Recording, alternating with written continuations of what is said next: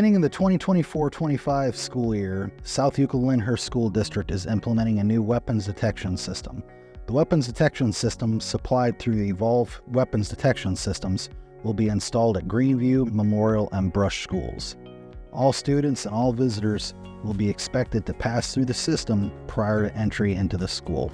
The system is a passive, non-invasive system that is looking for dense metal that might indicate a weapon.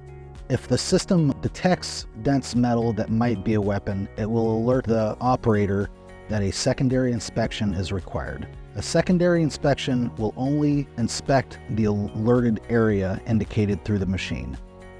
If the indicated area is on the individual's body, a handheld metal detector will be used to clear the alert. If the alerted area is on a student's backpack, the backpack will be searched with visual along with a manual inspection. Because of the nature of the Chromebooks can set the system off.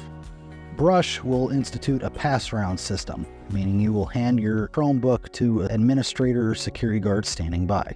At Greenview and Memorial, Chromebooks will be raised in the air as you pass through.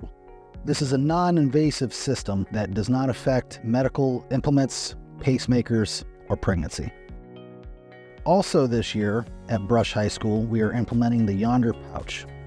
Each student will be assigned a Yonder pouch.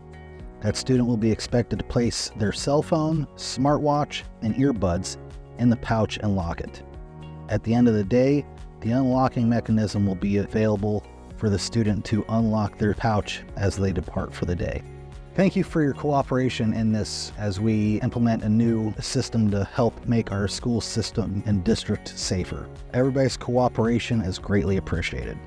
If you have any questions, please do not hesitate to reach out to the board office or my security office. Thank you again.